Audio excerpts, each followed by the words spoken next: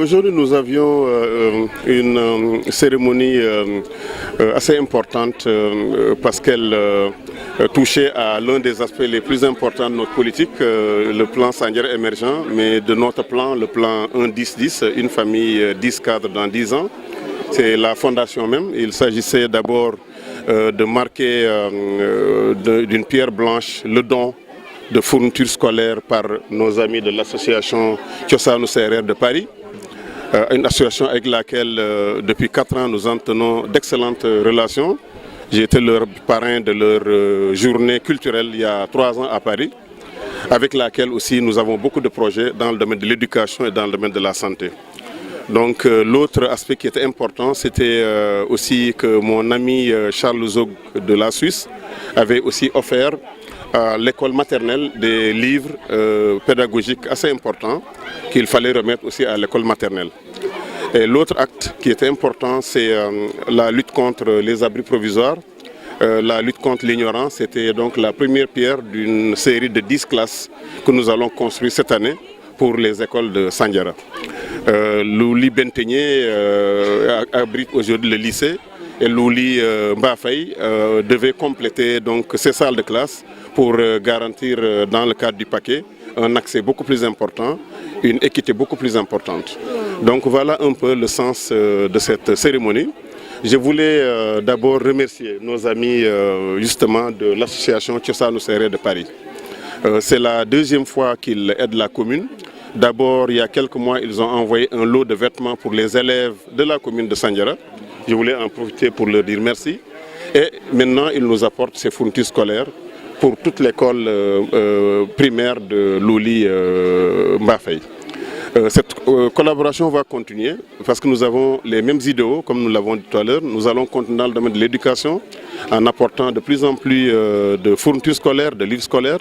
Nous allons continuer dans le domaine de la santé parce que c'est l'axe 2 du plan Sénégal émergent, c'est l'axe 1 du plan Sandiara émergent, c'est les ressources humaines, c'est l'éducation, c'est la formation professionnelle.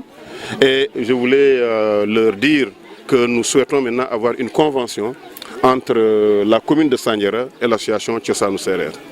Je voulais aussi en profiter pour remercier l'inspection de Mbour à travers M.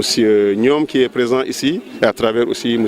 Fall qui nous font l'amitié d'assister à cette cérémonie importante et avec qui aussi nous partageons en fait la même vision de la lutte contre l'ignorance. Parce que comme je vous l'ai dit, cette année je vais non seulement construire de nouvelles classes au collège de Faylar, mais nous allons aussi commencer à construire le collège de Mbourokh qui est à 7 km d'ici. Notre objectif c'est d'arriver à 6 lycées et collèges dans la commune. Le président de la République nous a fait l'amitié de nous offrir un lycée professionnel de 10 milliards de francs, avec une capacité de 5000 élèves, 4 lycées à l'intérieur. Donc voilà un peu notre plan qui est encore une fois, qui fait encore un petit pas. Mais pour nous c'est un grand pas parce qu'il s'agit de certainement scolariser encore une bonne centaine d'élèves de cette commune, de ce village de Louli Mbafay. Cette année nous allons donc offrir 4 millions de fournitures à toutes les écoles de Louli, de la commune de Sandiara. Pourquoi? Parce que le matériel pédagogique il est essentiel.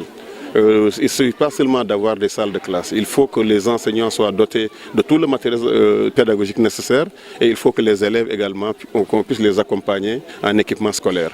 Mais je pense que c'est aussi une façon de les encourager et de les remercier pour les résultats qu'ils ont obtenus. Nous savons que cette année, notre zone a connu d'excellents résultats. Le lycée de Sandiara, ses résultats au niveau du bac, nous avons dépassé la barre des 50%, je crois, ou des 55% pour une moyenne nationale de 33%. Donc il faut encourager les enseignants, il faut encourager les élèves et il faut lancer un appel aux parents d'élèves pour qu'ils puissent s'approcher de l'école. Aux parents d'élèves qui déjà font beaucoup d'efforts, mais les parents d'élèves doivent aussi s'approcher de l'école, appuyer le président des parents d'élèves, appuyer les enseignants, témoigner en tout cas leur affection, leur solidarité. Et c'est ça que j'attends de toute la population. Et des jeunes, j'attends qu'ils viennent nettoyer leur école, qu'ils puissent apporter aussi leur pierre à cet objectif de notre plan 1-10-10. Et c'est à ce prix que nous pourrons un jour se retourner dans 5 ans, dans 10 ans, pour mesurer le chemin jamais parcouru, c'est-à-dire la scolarité, la scolarisation pour tous et le travail pour tous. En réalité, notre plan, c'est en rapport avec le paquet. Nous avons voulu d'abord nous attaquer aux problèmes les plus urgents, zéro abri provisoire. On avait recensé, je crois, une dizaine de salles de classe à l'époque et nous essayons d'abord de régler ce problème douloureux. Ensuite, c'est la qualité. Il va falloir qu'on commence à mettre d'abord des cantines scolaires, des toilettes dans toutes les écoles, de l'eau dans toutes les écoles, ce qu'on est en train de faire. Vous êtes au courant que dans tous les villages du Djegem, il y aura de l'eau partout et les écoles seront prioritaires. Les enseignants, évidemment, le mieux c'est de les avoir dans les écoles, de les loger dans les écoles. C'est pour ça d'ailleurs au lycée technique de Sandiara, il y a 3 grands logements pour les proviseurs, pour les enseignants de l'école. Et notre priorité, c'est vraiment arriver à ce que l'enseignant, l'élève se trouve dans d'excellentes conditions de travail. Après les classes, ce sera certainement les cantines scolaires.